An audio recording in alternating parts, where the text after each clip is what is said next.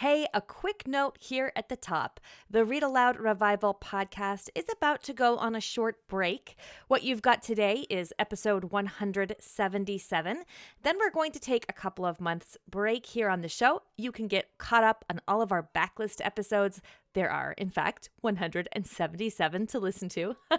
And then we'll be back later this summer with an excellent new podcast series for you. We're already working on it. It's super fabulous. Now, while we won't be here on the podcast, we certainly aren't going away. And we send all of our best resources, free guides, book lists, all the good stuff to our email subscribers. So if you haven't yet, be sure to hop on our email list. I send an email every Wednesday morning. You don't want to miss it. You can get those emails by heading to readaloudrevival.com/subscribe. Go ahead, do it now.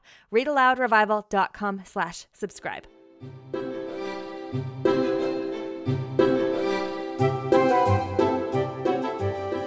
You're listening to the Read Aloud Revival podcast. I'm your host, Sarah Mackenzie, homeschooling mama of 6 and author of The Read Aloud Family and Teaching from Rest. As parents, we're overwhelmed with a lot to do. It feels like every child needs something different. The good news is you are the best person to help your kids learn and grow, and home is the best place to fall in love with books. This podcast has been downloaded 7 million times in over 160 countries. So if you want to nurture warm relationships while also raising kids who love to read, you're in good company. We'll help your kids fall in love with books, and we'll help you fall in love with homeschooling. Let's get started.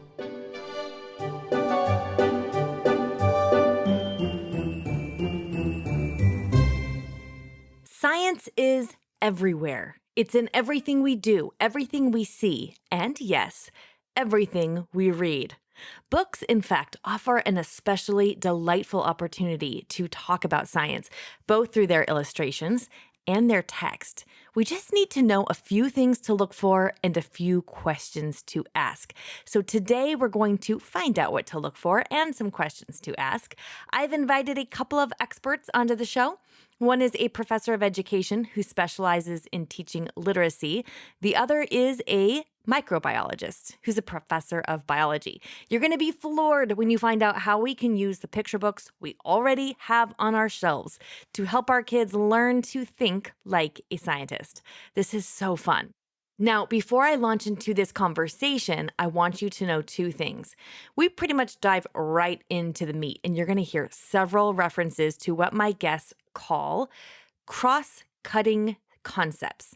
There are 7 of these cross-cutting scientific concepts, and they make up the basis of scientific thinking.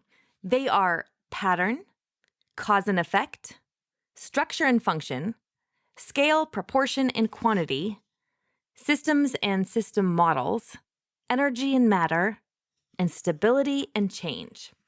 See, science isn't about learning content. It's not about memorizing facts or learning a certain body of information and committing that to memory. In fact, my guests today say that scientists aren't smarter than everybody else. What they do instead is create a habit of mind where they ask questions based around these 7 cross-cutting scientific concepts, the ones I just mentioned. And by doing so, they think scientifically. Picture books, it turns out, are an excellent way to nurture this kind of scientific thinking in our own students. But I'm getting ahead of myself. Let's listen in. Dr. Valerie Bang-Jensen, Department Chair and Professor of Education at St. Michael's College in Vermont, is an expert in children's literature and literacy. Dr. Mark Lubkowitz is Chair and Professor of Biology at St. Michael's, and he's a molecular biologist. They actually started working at St. Michael's on the same day 20 years ago. But back then, they never imagined they would be pairing up to write a book. They're the co-authors of Sharing Books, Talking Science, Exploring Scientific Concepts with Children's Literature. And they're on a mission to convince everyone that scientific concepts appear everywhere in books and in our daily lives. We just need to know what to look for. So today, they're joining us to talk about using books to learn to think like a scientist. Valerie and Mark, welcome to the podcast. Can I add one thing to the introduction, Sarah, if I may? What you would never know about Valerie from reading our website is that Valerie is, some would say blessed, some would say cursed, with synesthesia, which means that she sees letters and numbers as colors. So imagine someone who's dedicated their professional existence to literature. And when she opens up a book, what she sees is an incredible palette of colors. Like, that's not an experience I have. And what you also might not know is that Valerie and I have written 2 books together, and when we write, we're in the same room, on the same Google Doc, on a table facing each other. And I'm an atrocious speller, so Valerie will look up at me and say, "Mark, there's a purple word where a yellow word should be." That's how we wrote the book. I am beginning to figure out that a Z or a K is a different color than a C, and so on. The other thing is that I should point out, Valerie was the recent recipient of our college's teaching award. So she is, as you might predict, really quite good at her job, and an alto singer. And I'd like to add a little bit. You've captured the academic side of my colleague, Mark. He also loves to grow food. He has an enormous garden, a greenhouse he built himself. And what does he do with all this food? He and his wife, Ginger, invite 40 of their closest friends to dinner on the 15th of every month. If you don't know what you're doing on the 15th, you go to their house for dinner. And that is what I'm looking forward to after the pandemic is over. I might make my way to Vermont on the 15th of the month, I'm thinking. We had 25 years of dinner parties until the pandemic, 400 in a row. I'll say too that Mark earned that teaching award long before I did. So I'm following in his footsteps. Well, it is such a pleasure to chat with you. And we have been having fun. Our whole team has been reading your book. And I just can't wait to talk with you about the ideas in here. So maybe we can start just by defining what you mean, or talking about what you mean when you say learning to think like a scientist. So what does that mean exactly? Let's tell them the secret first, Mark. Well, the secret is, so scientists aren't smarter than everybody else. Scientists have just created a code, a way to classify sort of human thinking and behavior. And so one of the ideas of the cross-cutting concepts is they don't fall under the domain of science. They actually fall under the domain of humanity. And if you look at those 7 ideas, the 7 cross-cutting concepts that we call scientific thinking, they really describe just how people in general think. And so that was a real aha for us, because what that means is that everybody from your 2-year-old upwards is already thinking, walking, and talking like a scientist. And it's just about helping them realize that. And as Valerie is going to point out at some point today, that when you're writing, you're following the same schema and the same structure that scientists follow, just with a different set of vocabulary. This all came about when I was teaching a graduate class, and there were practicing teachers who came to my class to learn about nonfiction. A lot of them knew so much about fiction and felt very comfortable with it. But as you know, Sarah, there's been a resurgence or an explosion, more likely, in nonfiction over the last 15 or 20 years. I've even listened to your interview with Barb Rosenstock, and just incredible work. And so I wanted them to see that we read books and interpret them based on our own experiences and our own education. So I invited Mark to come to class. I read aloud this beautiful picture book called Winter Barn. It's very New England. The cover is just white space, which is snow, and a red barn and a stone wall. Very quiet sort of mood. And it describes a farmer bringing the animals in for the winter and the hush that falls over everything. And I read it. It's beautiful. I asked all the teachers what they thought and what they remembered, what was their response. And they all talked about the beautiful language and how well it paired with the illustrations, and how there were, simple vocabulary, but really deep embedded words and concepts about Hessian soldiers that had built the foundation. And then I said, Mark, what did you hear? And I said, it's a horror story. No one else in the room saw it that way. But what I heard and what I saw in the illustrations was I put all the animals in the barn into 2 categories. So some were predators and some were prey. And I knew that over the time scale of the winter, the predators, mainly the cat, was going to eat the mice, right? And so I had just a very different take on the story than everyone else. And I didn't pick up on the soldiers or the tenors and mortison. I just picked up on their predators and their prey animals, and they're interacting in a small space. So some might say that when Valerie was sharing that book with her class and I was listening, that what I was doing is I was listening like a scientist. And so that led to this conversation between the two of us. It was like, so how did you come to such a different interpretation of that story than everyone else in the room and being the only scientist in the room. And so that, of course, led to how would a scientist look at this? And so I looked at Valerie showed me the cover of the book. And so it's a picture, a bucolic barn covered in snow, right? And so right there, that's a pattern. And that pattern tells me that it's wintertime. So that's like observation number one. And I know that that pattern is going to cause the farmer to move the animals inside of that structure. So cause and effect, right? I know that the function of that structure is to protect the animals, structure function. I know that I can view that structure then as a system, right? A closed system with boundaries and energy and matter coming into it, think food and water and waste going in and out as the farmer does daily chores. Or I can think of it as a model system for the entire ecosystem of New England. And then I also know that depending upon the scale at which I examine that system. So if I look at the system over the entire winter, so I'm looking at the barn, there's a rhythm, a daily rhythm, right? The farmer brings food, it takes out water, it takes out waste, and so on. And so it's a predictable pattern. So it's a stable system. But if I change the scale and I zoom in on that moment at which the cat eats the mouse, at that point it's changing. So that's what it means to think like a scientist, or to even look at the cover of Winter Barn and to interpret the reality there.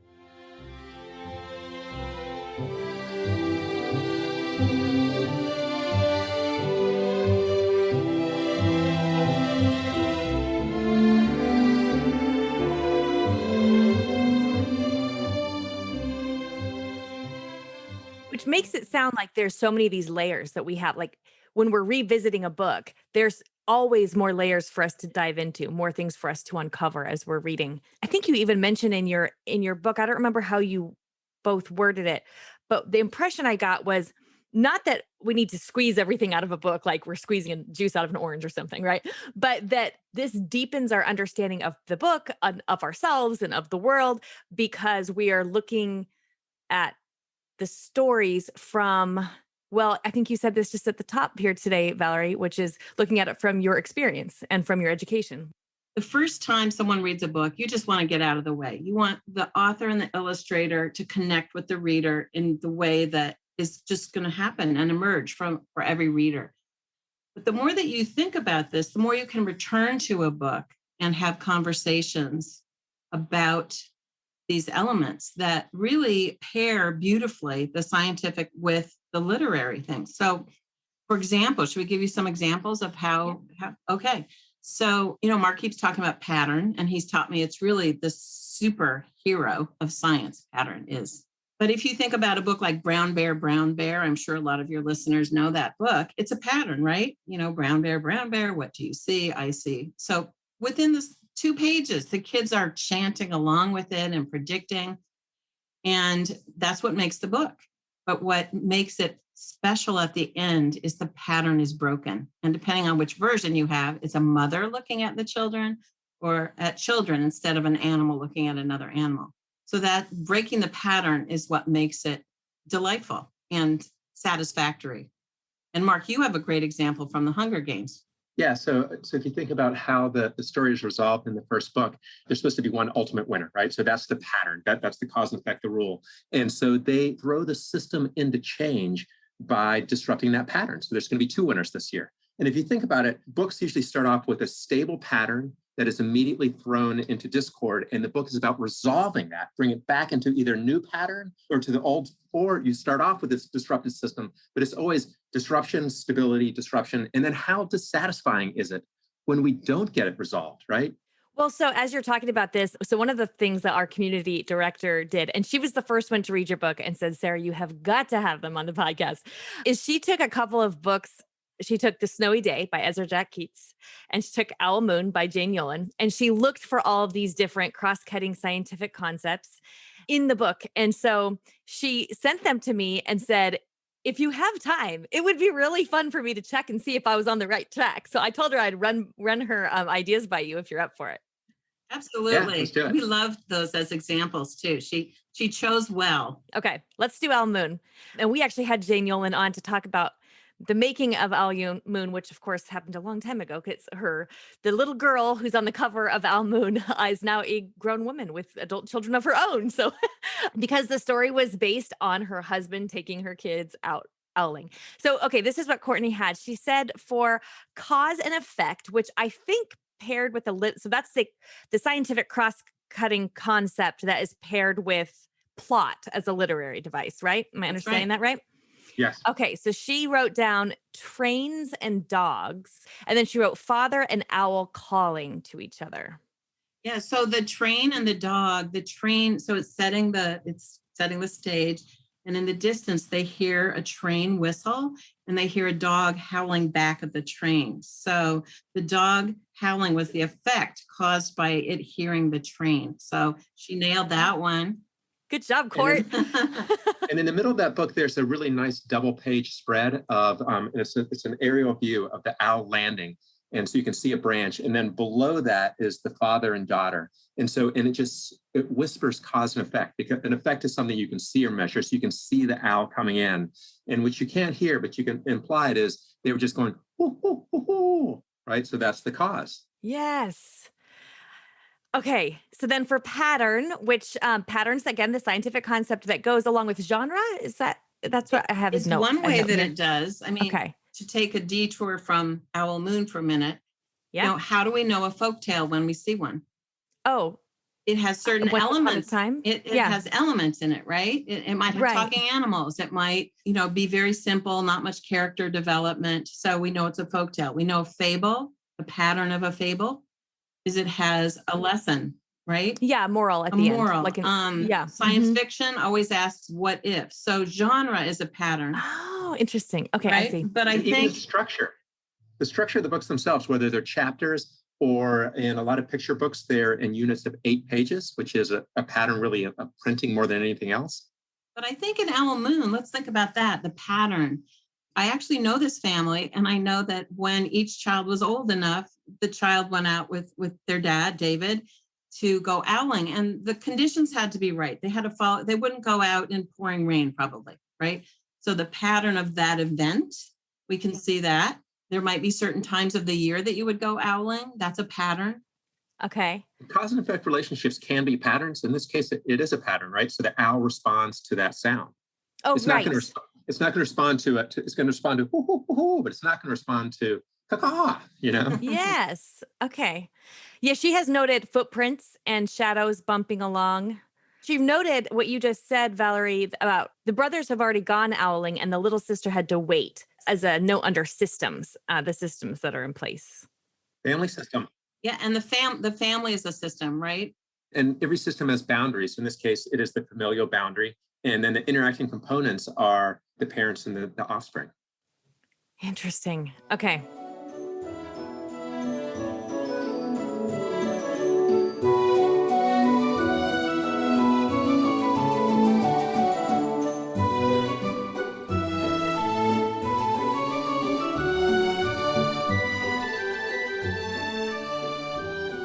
Did she tackle stability and change? Yes, she did. She wrote moonlight, shadows in trees, clearing. So here's the thing about stability and change that is really, really fascinating, is that it's really all about scale, right? So what does an owl do all night long? It lands, it takes off, it lands, it takes off, it lands, it takes off. So over the scale of like 12 hours of nighttime, that's a normal behavioral pattern, right? There's nothing that's very stable. But if you change the time scale and you ask this very second, what is the owl doing? If it's landing, well, it's changing, right?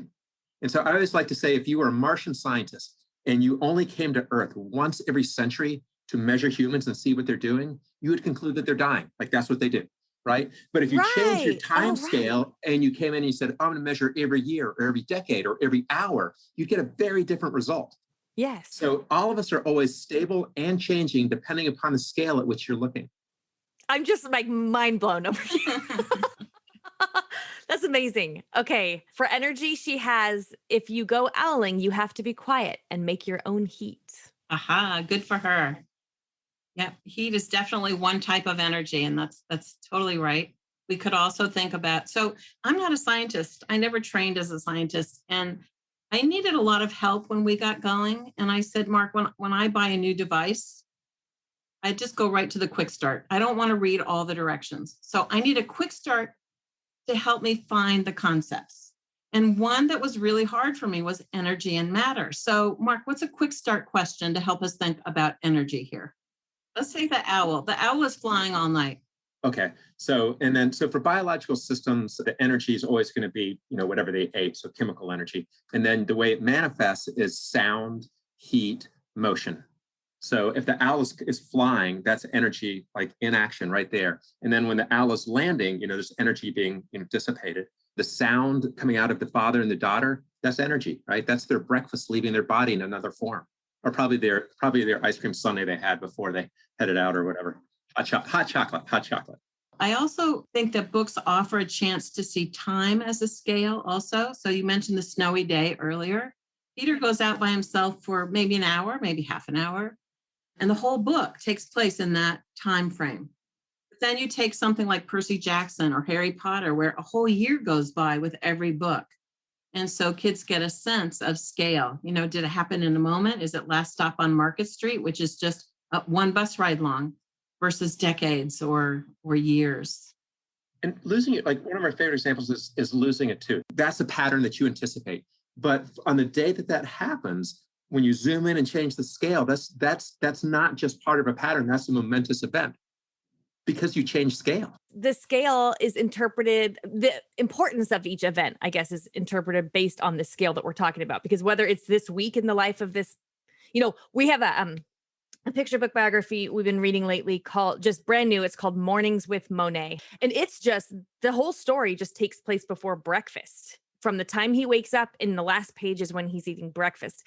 And then you can read another picture book biography about another illustrator or artist that takes place from the time they're like, It Began with a Page, which is a picture book biography about Gyo Fujikawa, and takes place from the time she was little until her death, And so the moments in the story reflect whether they're climactic or not, just really depends on the scale of time that you're talking about then, right? The author zooms in and zooms out. And when they zoom in, it's like, pay attention.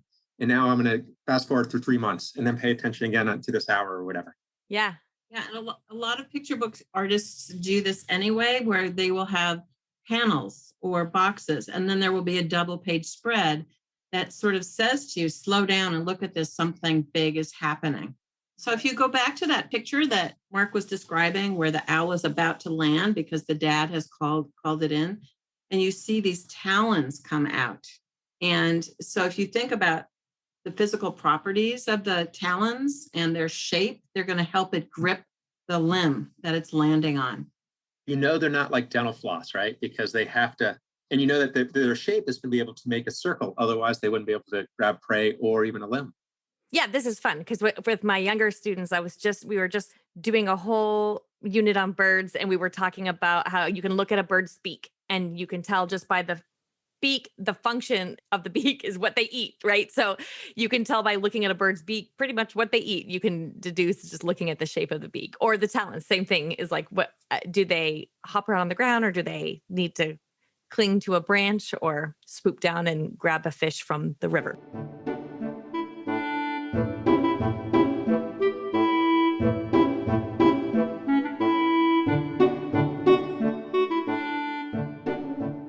So this kind of leads me into the other idea that we had, and that is that some books are just right in your face. They shout a scientific concept. And so, for example, Sneed B. Collard's book, Beaks, is a book that shouts about structure and function. What do you do with a tale like this? I mean, it shouts structure and function. There's a great book called Bridges Are to Cross by Sturgis. So that's structure and function in the engineered world, where you're building something to solve a problem. Oh, and Gail Gibbons too. We call her Gail Systems Gibbons because all of her books are about systems, the components, how they interact. But one of the things our editor said to us is, don't tell me which books I have to read. I want to be able to pull any book off the shelf and see the concepts in there. Help me do this. Once you know them, it's kind of like your training wheels. Use shout books. And then once you start to see the concepts, then you take off the training wheels and you start to see them everywhere. So for example, the snowy day. I love the cover because Peter's looking over his right shoulder and he's looking at his footprint in the snow, right? And so that's an effect. And you can just tell that he's pondering the cause. And he's just totally mystified by the fact that he made an impression in the snow. So it's just whispering to you cause and effect. And now it's not shout because it's not about that. It's not about cause and effect. You're just watching it happen. Find these concepts whispering everywhere. You know, structure and function in the Three Little Pigs, right? Only one house, the house, which was the function, served to keep them safe from the wolf because the structure was made of brick, right? I have never thought about books this way, and it's so much fun. It's going to be so fun to like uncover all this. It's a new way of thinking, and then it just becomes the way that you think. To me, it's part of that, really that lifelong journey of trying to understand humanity. Our brains put pattern on everything. Like that's just what defines humanity. Like that's what makes us, what we can do better than every other animal out there is recognize patterns. I mean, what is language? Pattern recognition. What is behavior? Pattern recognition. We started off with a little story in our book about a second and third grade teacher named Callie. And she was great. She invited us to observe in her class over the year, and she would try out our ideas. And she had talked a lot with her class about cause and effect and structure and function. And she was reading Charlotte's Web. And she was, at the part where Charlotte decides she can save Wilbur by spinning words in the web. And, it's this little moment where no one else in the barn is awake and Charlotte is weaving the web and coaching herself through it with a little kind of song. And one of her students said, I bet she's using a different kind of thread for the words than she is for the rest of the web. And then Callie said to the student, what makes you think so? And he said, well, it has to be a different kind of thread because it's a different purpose. She shouldn't use the sticky ones because it would make flies stick in the word. And, what we all realized when we heard that was that this child was applying his understanding of structure and function to help enrich this part of this book. It was just amazing. So he was taking that lens with him everywhere. And, one thing that Mark, who teaches labs, he would never say, don't do hands-on inquiry science with children. They need that, right? But they can't get all of science from a book, but they can launch these ideas into every part of their life. And books are a perfect place to do that because books are life. They're a little microcosm of life.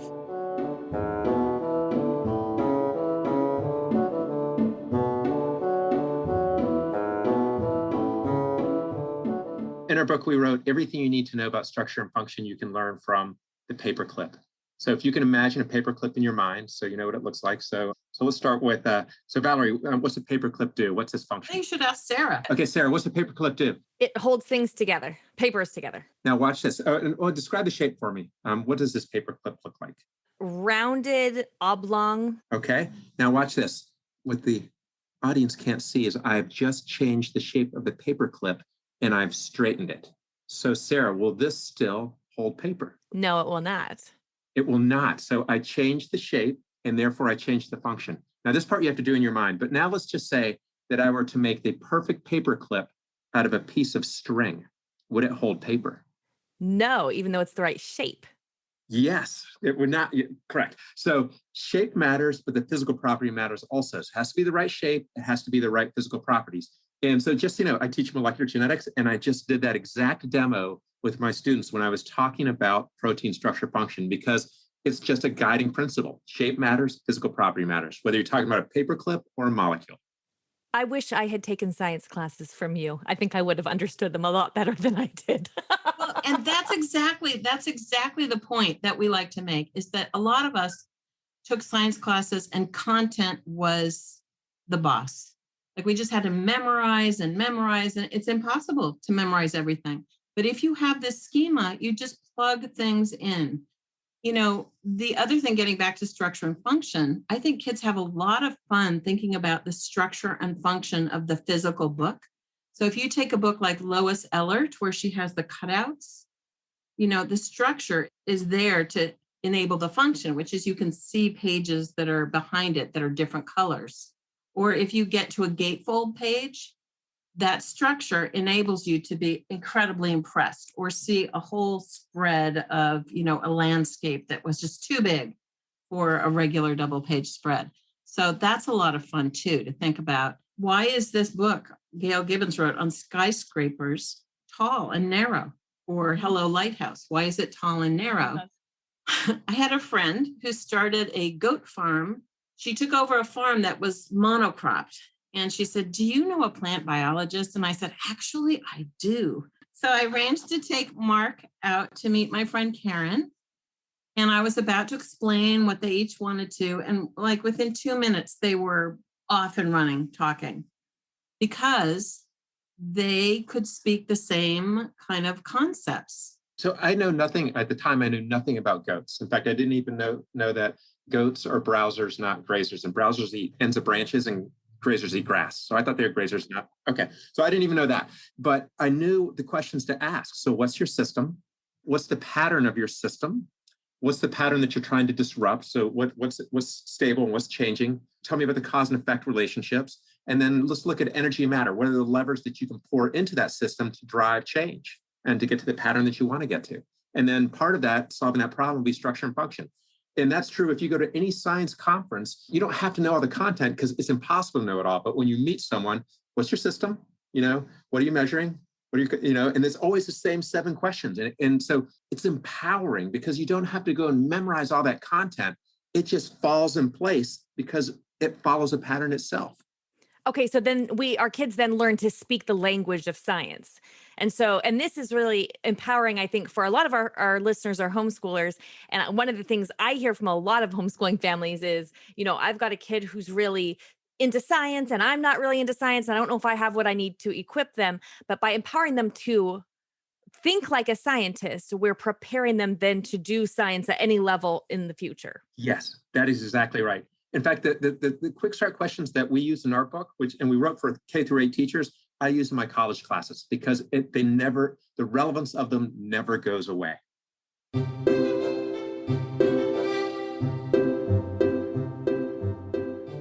Now it's time to hear from the kids. They'll tell us about the books they've been loving lately.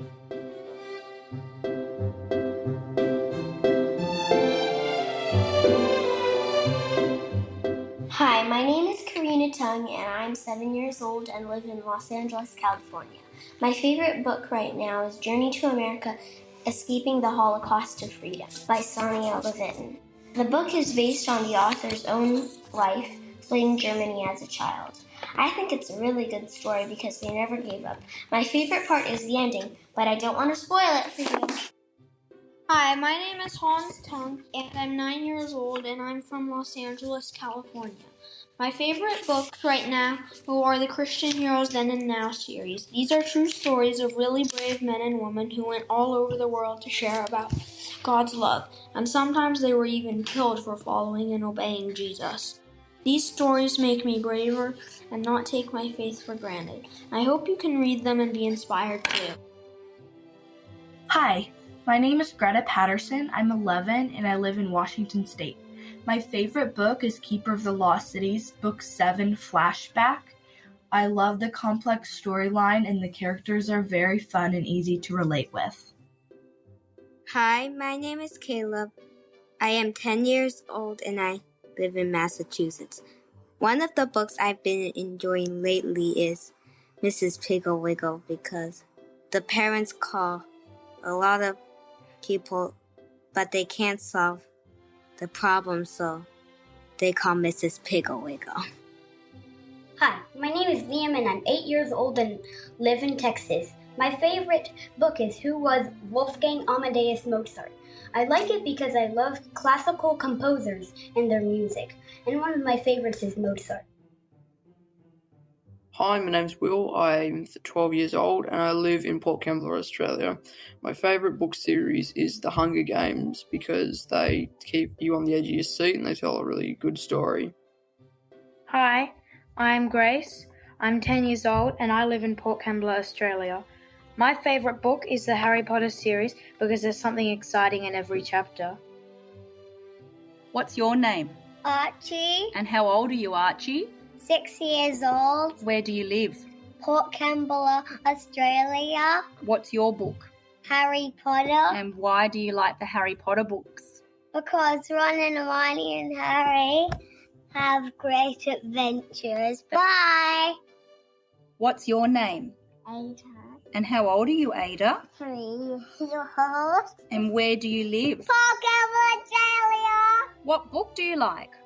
Peppa Pig.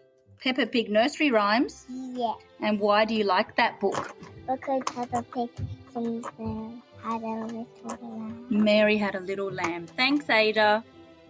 Hi, my name is Elizabeth. I am 8 years old, and I live in Colorado. My favorite book is Little Women by Louisa May Alcott. It gives an interesting and realistic perspective of life during the Civil War. My name is Silas. I'm 9 years old. My home state is Oregon. The book I like best would be The Flying Dragon Room by Audrey Wood. I like it because I like the rooms that Patrick makes. What's your name? How old are you? Where are you from? What's your favorite book? The Fierce Yellow Pumpkin. You say by Margaret Wise Brown? Very good. Thank you. Hi, my name is Nathan. I'm from South Carolina. I'm 8 years old. My favorite book is Magic Treehouse, and why is because I like all the adventures. Hello, my name is Abigail Blakely. I'm from Taylor, South Carolina. I love the Serafina series because I love the adventure and I love the heartbreak and everything else about the series. Thank you so much, kids. Wasn't that a fun episode? I really enjoyed my conversation with Valerie and Mark. We will have links in the show notes to their books. The one we talked about today was Sharing Books, Talking Science. They also have one called Books in Bloom. We'll put links to all that in the show notes, as well as links to the books we mentioned today, the books that shout and a few that whisper. Now, as I mentioned at the top of the show, we're taking a short break just here on the podcast, not in our creation of really awesome resources, definitely not at RAR Premium. We've got a great lineup ahead. In fact, in May, speaking of science, our picture book that we are reading as our family book club is called Nature's Friend, and it's a picture book biography about the artist Gwen Frostic, who was inspired by nature a whole lot in her art. And it's a really beautiful picture book biography all about a Michigan artist. We've also invited Cindy West to come and lead us in a literary nature study workshop. So this is really fun if you're into nature study or trying to get your family into nature study, trying to maybe start the habit of noticing and appreciating nature on a different level. We are pairing up nature study with books here at Read-Aloud Revival. So Cindy is coming. She's going to lead us in a family nature study workshop that goes right along with our family book club picks. So, I mean, books, nature, happy, all kinds of happy, right? We're doing all of that in RAR Premium. As always, you can find out what's coming next in RAR Premium and give it a whirl. We have a 30-day money-back guarantee, which means that you can join RAR Premium, no risk. You can just see if it's a good fit for you.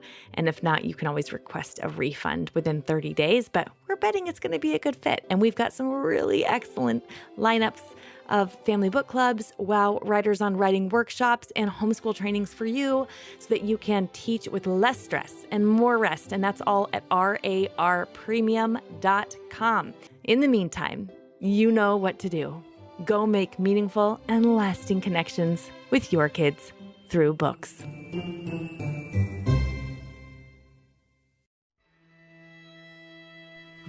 So many of us feel overwhelmed in our homeschool. There's a lot to do, and it feels like every child needs something a little different. The good news is, you are the best person on the planet to help your kids learn and grow, and home is the best place to fall in love with books. I'm Sarah Mackenzie. I'm a homeschooling mother of 6, the author of Teaching from Rest and the Read-Aloud family, and I'm the host here on the Read-Aloud Revival Podcast. This podcast has been downloaded over 8 million times. And you know, I think it's because so many of us want the same things. We want our kids to be readers, to love reading. We want our homes to be warm and happy havens of learning and connection. We know that raising our kids is the most important work of our lives. That's kind of overwhelming, right? You are not alone. In Read-Aloud Revival Premium, we offer family book clubs, a vibrant community, and Circle with Sarah, coaching for you, the homeschooling mom, so you can teach from rest, homeschool with confidence, and raise kids who love to read. Our family book clubs are a game changer for your kids' relationship with books. We provide you with a family book club guide and an opportunity for your kids to meet the author or illustrator live on screen. So all you have to do is get the book, read it with your kids, and make those meaningful and lasting connections. They work for all ages, from your youngest kids to your teens. Every month, our community also gathers online for a Circle with Sarah to get ideas and encouragement around creating the homeschooling life you crave. They're the most effective way I know to teach from rest and build a homeschool life you love.